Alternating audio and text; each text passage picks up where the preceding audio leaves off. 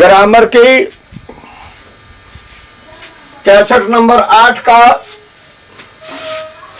दूसरा topic kinds of pronounce.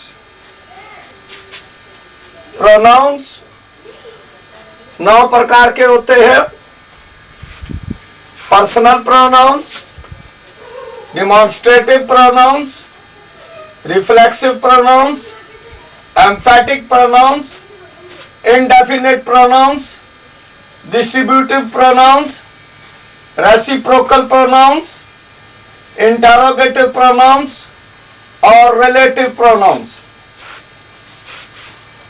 तो personal pronouns जो हैं ये व्यक्तियों का बोध करते हैं, जैसे कि आई, माइन और मी। इसी तरह वी, आवर्स और अस, ये व्यक्ति हैं। इसके 3 केस बन गए। नॉमिनेटिव केस में आई, पोजेसिव केस में माइन और ऑब्जेक्टिव केस में मी। नॉमिनेटिव केस में वी, पोजेसिव केस में आवर्स और ऑब्जेक्टिव केस में अस। इसी प्रकार यू, यूअर्स और यू। यू नॉमिनेटिव केस में यू है, पोजेसिव केस में यूअर्स है और ऑब्जेक्टिव केस में फिर यू है। ही नॉमिनेटिव केस में ही, पोजेसिव केस में हिज और ऑब्जेक्टिव केस में हिम। शी नॉमिनेटिव केस में शी, पोजेसिव केस में हर्स और ऑब्जेक्टिव केस में हर।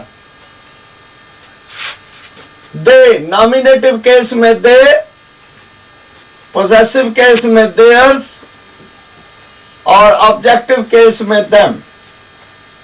याद रखें कि माई, आवर, यूअर, हिज, हर और देयर जब ये नाउन से पहले होते हैं तो ये पोजेसिव एडजेक्टिव होते हैं। Mine, ours, yours, his, hers और देयर्स को पोजेसिव प्रोनाउन कहते हैं। अब है डिमॉन्स्ट्रेटिव प्रोनाउंस। ये संकेत के साथ प्रयोग होते हैं। नजदीक की एक वस्तु के लिए दिस प्रयोग किया जाता है, दूर की एक वस्तु के लिए दैट, नजदीक की अधिक वस्तुओं के लिए दीज और दूर की अधिक वस्तुओं के लिए दोज प्रयोग किया जाता है। जब दिस, दैट, दीज, दोज के आगे वर्ब हो तो ये डिमॉन्स्ट्रेटिव प्रोनाउंस होते हैं, जैसे कि this is my book, that is your book, these are my toys, those are your toys. पर लेकर यदि दिस, दैट, दीज, दोज के आगे नाउन हो तो ये एडजेक्टिव होते हैं। दिस बुक इज माई में दिस एडजेक्टिव है क्योंकि आगे नाउन है, ये डिमॉन्स्ट्रेटिव एडजेक्टिव बन जाता है। That book is yours, that adjective है। These books are mine, these adjective है। Those books are yours, those adjective है। अब है रिफ्लेक्सिव प्रोनाउन। रिफ्लेक्सिव प्रोनाउन ये बताता है कि क्रिया फिर वापस सब्जेक्ट पे होती है। I hurt my self.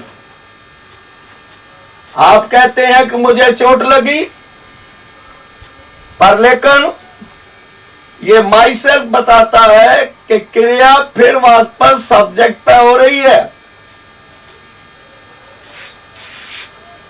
मैंने अपने आप को चोट मारी, मुझे चोट लग गई है, आई हर्ट माई सेल्फ।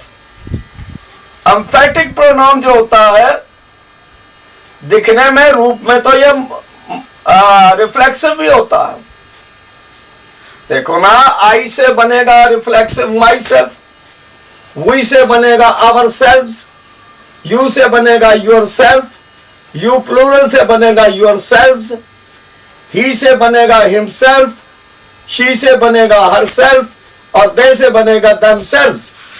अब myself, ourselves, yourself, yourselves, himself, herself और देम सेल्व्स। जब ये बताते हैं कि क्रिया फिर वापस पर सब्जेक्ट पे हो रही है तो ये रिफ्लेक्सिव प्रोनाउन है। और जब ये बल देने के लिए प्रयोग किए जाते हैं, जैसे कि I myself will do it, मैं स्वयं इसे करूंगा, वैसे आई विल डू इट भी हो सकता है। और माई सेल्फ बल देने के लिए है। इस माई सेल्फ को हम एम्फेटिक प्रोनाउन कहते हैं। एम्फेटिक प्रोनाउन के से पहले पर्सनल प्रोनाउन आगे वर्ब होता है, और रिफ्लेक्सिव प्रोनाउन से पहले वर्ब होता है। अब है इंडेफिनेट प्रोनाउन। इंडेफिनेट प्रोनाउन अनिश्चित का बोध करता है। जैसे मैं कहूं कि some are born great, some are born great, कुछ तो महान पैदा ही होते हैं। तो इसमें सम क्या है? इंडेफिनेट प्रोनाउन है, अनिश्चित का व्यक्तियों का बोध करता है। डिस्ट्रीब्यूटिव प्रोनाउन पृथक करके, अब कुछ लड़के खड़े हैं तो मैं कहता हूं ईच, ईच का मतलब क्या है कि प्रत्येक, विल गेट एन एप्पल, प्रत्येक को एक सेब मिलेगा। तो इसमें ईच क्या है? डिस्ट्रीब्यूटिव प्रोनाउन है। अगर मैं कहूं कि each boy will get an apple, तो ये ईच जो है डिस्ट्रीब्यूटिव एडजेक्टिव बन जाएगा, क्योंकि डिस्ट्रीब्यूटिव एडजेक्टिव के आगे नाउन होता है और डिस्ट्रीब्यूटिव प्रोनाउन के आगे वर्ब होता है। रेसिप्रोकल प्रोनाउन यह बताता है कि क्रिया आपस में हो रही है। Two brothers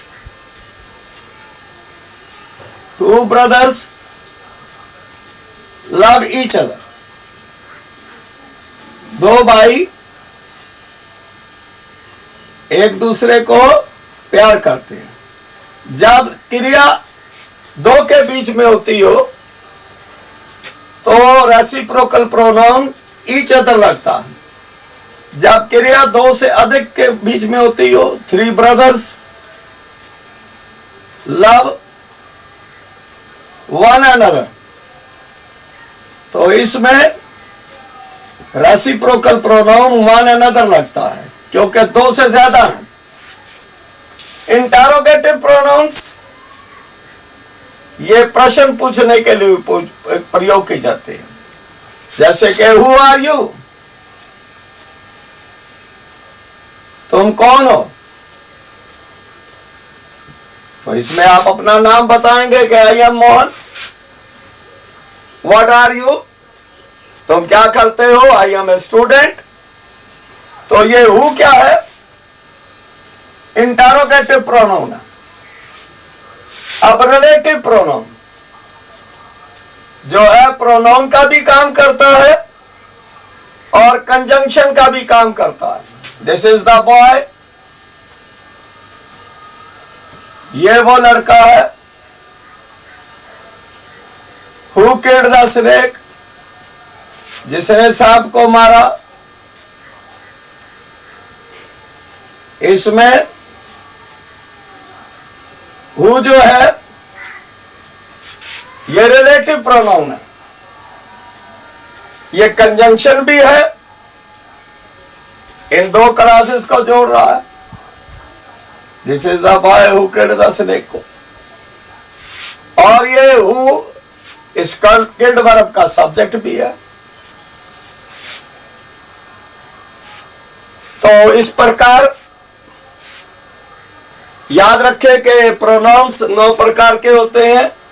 personal pronouns, demonstrative pronouns, reflexive pronouns, emphatic pronouns, indefinite pronouns, distributive pronouns, reciprocal pronouns, interrogative pronouns और रिलेटिव प्रोनाउंस। इसके साथ ये टॉपिक यहां समाप्त होता है।